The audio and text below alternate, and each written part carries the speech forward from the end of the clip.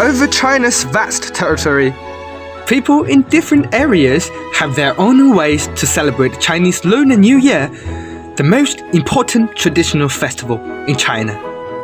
Due to the geographical differences, the difference between the North and the South is even more apparent. The video is about how we revisit the traditions to appreciate this intangible cultural heritage in the North and the South.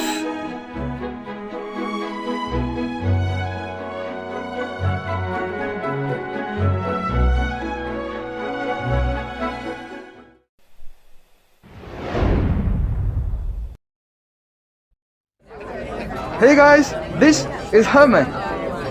I'm now in Harbin, the capital of Heilongjiang province in the northeast of China. Harbin is located in the northeast of China. We usually celebrate the Spring Festival with ice lanterns.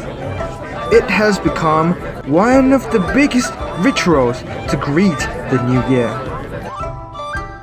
Behind me is the biggest ice lantern park in downtown Harbin. Ice lanterns were once used for lighting.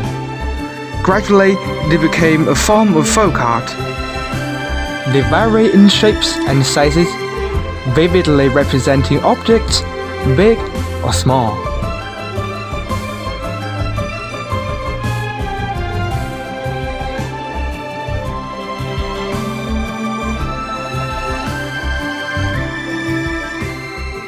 Delicacy is also an indispensable part of the festival.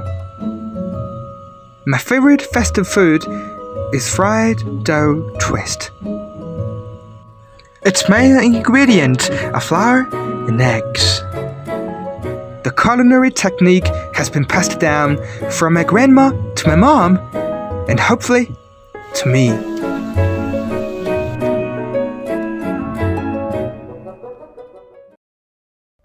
Thank you, Herman. Hey guys, I'm Tina. I'm in Zhangzhou, Fujian. Zhangzhou is located in the southeast of China. We have a very different way to celebrate the Spring Festival, which has something to do with our history. In the Ming Dynasty, Zhangzhou was invaded by the Japanese pirates around the Spring Festival. The villagers managed to escape by hiding in the sugarcane fields. That day was a nice day of the Chinese New Year. People believed that it was the Lord of the Heaven that had saved them. From then on, the local people will worship him on the morning of that day with 5 fruits and 6 vegetables, etc.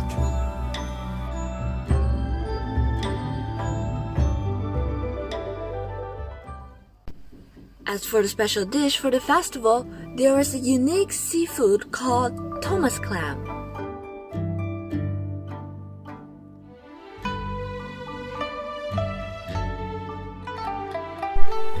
The Thomas clam is ready to be eaten right after being left in the boiling water for a few seconds. The insides look like blood. That's why it is called blood clam in Chinese. After the New Year's Eve dinner, the shells will be scattered behind the door and can't be cleaned up that night, for they can symbolize more deposit because shells were used as currency long time ago in China. I'm from the north. I'm from the south. Due to the geographical and historical differences, different customs have been derived. But we have one thing in common, that is the longing for family reunion and the pursuit of happiness. And I believe that is the wish of all Chinese people. And maybe that is the essence of this Chinese intangible cultural heritage.